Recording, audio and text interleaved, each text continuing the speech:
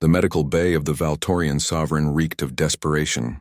Lewis Carter pressed himself against the cold titanium wall, watching the chaos unfold before him. He shouldn't have been there. A human maintenance technician had no business in the royal chambers. But the emergency lockdown had trapped him inside. On the crystalline medical platform lay Princess Saraquin of the Valtori Empire, her bioluminescent skin flickering like a dying star. Around her, 6 royal physicians moved with frantic precision, their 4-fingered hands dancing across holographic displays that showed nothing but deteriorating vital signs. "The neural cascade is accelerating," one physician announced, his voice a melodic rumble that the translation implant rendered as grave concern. 17 minutes until complete systemic failure. Lewis had heard about the attack. Everyone aboard the massive diplomatic vessel had. An assassin from a rival house had infected the princess with a molecular poison designed specifically for Valtori physiology, something that broke down their unique cellular structure from the inside out. The Empire's most brilliant minds had been working for 3 days straight, and they were losing. Emperor Kael'vor stood at the foot of the platform, his imposing 2.5-meter frame somehow diminished by helplessness. The scales along his neck, usually a proud crimson, had faded to ashen gray. "There must be something," the Emperor growled. "Scan the databases again. Contact every world in the network." "Your Majesty," the lead physician said softly, "we have exhausted every option. The poison was engineered perfectly. It adapts to every countermeasure." I'm sorry," Lewis felt his chest tighten. He'd only seen Princess Saraquin once before, during the cultural exchange ceremony where humans had first been invited to join the Valtori diplomatic mission. She'd been curious about Earth, asking him questions about oceans and music while her security detail had looked on disapprovingly. She'd laughed at his awkward attempts to describe jazz, and her laugh had sounded like wind chimes.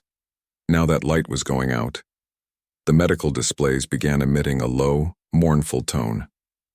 Princess Saraquin's breathing became shallow, irregular. The Emperor moved closer, taking his daughter's hand, whispering something in their native tongue that the translator didn't bother to interpret. Some words were too personal for machines.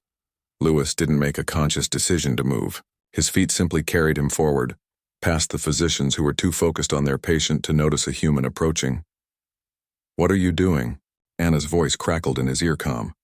His fellow technician had been watching through the security feeds. "Lewis, get out of there before—" He pulled the comm from his ear. Lewis reached the platform just as the princess's breathing stopped. The Emperor's head snapped up, his golden eyes meeting Lewis's with a mixture of confusion and rage. "How dare you?" the Emperor began.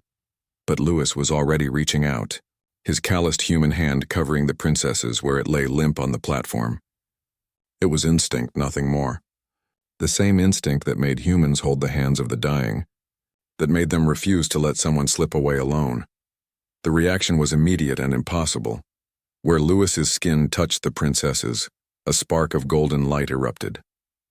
Not metaphorical, actual light spreading from the point of contact like electricity through water.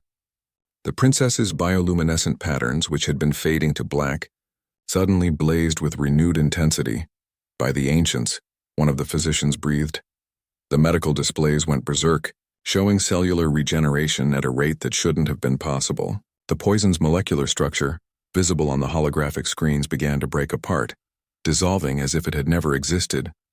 "Don't let go," the lead physician shouted at Lewis, who hadn't been planning to move anyway.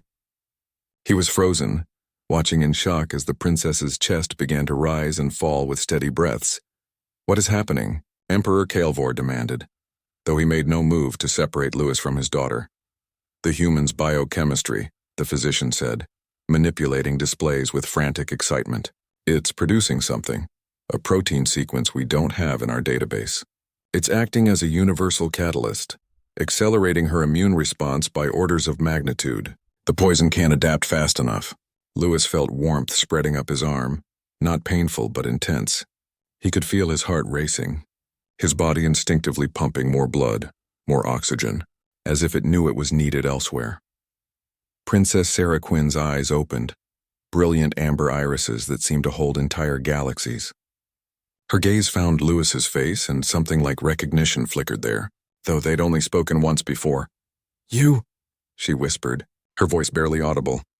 Don't talk, Lewis said, surprised at how steady his voice sounded. Just rest. Another minute passed. Then another. The medical displays showed the poison completely neutralized, the princess's vital signs stabilizing at levels the physicians seemed to consider normal. Only then did Lewis carefully withdraw his hand. The golden light faded, but the princess's natural bioluminescence remained strong and steady.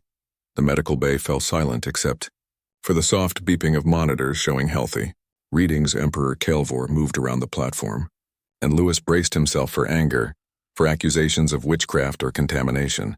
Instead, the Emperor placed one massive hand on Lewis's shoulder, a gesture that, among the Valtori, indicated profound respect. You have given me back my daughter, the Emperor said, his voice thick with emotion. The Empire is in your debt, Lewis Carter of Earth. I don't understand what happened, Lewis admitted. The lead physician approached, his demeanor completely changed. Neither do we, but we will. Human physiology has always been considered unremarkable by galactic standards. No natural armor, no enhanced senses, short lifespans.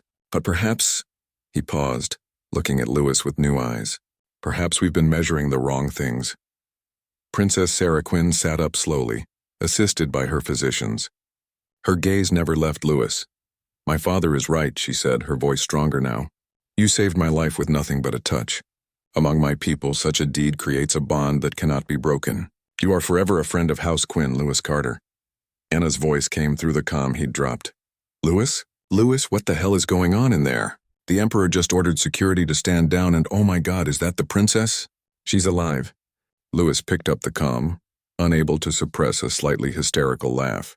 Yeah, Anna, she's alive, and I have absolutely no idea how I'm going to explain this in my maintenance report.